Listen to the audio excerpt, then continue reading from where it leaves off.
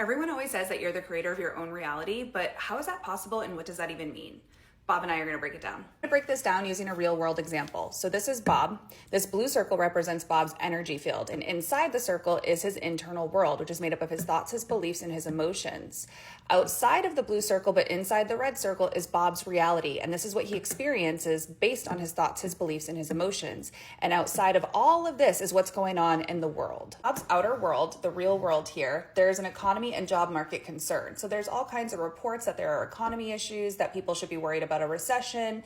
The job market is really tough. People are struggling to find a job. Lots of companies are doing layoffs. And this is what's happening in the outer world here. So these squiggly lines here in the world represent the layoffs, the recession, the lack, and the scarcity energy. I've broken this up into two different Bobs because I want to show you what it looks like when you are consciously creating your reality and when you are not consciously creating your reality. So Bob number one knows that he's consciously creating his reality with his thoughts, beliefs, and his emotions. So let's look at Bob number one. He feels generally confident. He thinks money is easy, money flows to him, that he's worthy and deserving of money, that he gets to be supported.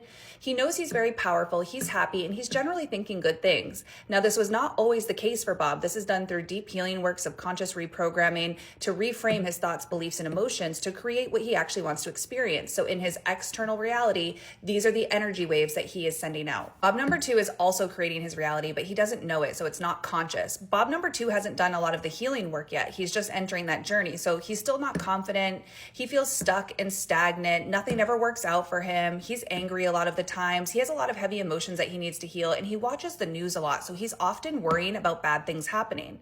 And now this is the energy that type of thoughts, beliefs, and emotions is radiating out into his reality. What we can see is that the vibration of layoffs, recession, lack, and scarcity is a direct match to what's going on with Bob number two. So this will likely enter his reality and become a part of his experience. But we can see for Bob number one, who is consciously creating his reality, these energy waves can't penetrate his field because it's not a match to Bob's internal vibration. Let's look at how this affects someone who's consciously creating their reality. If Bob's company is hit by the recession and they announce layoffs, here's how someone consciously creating it could experience it.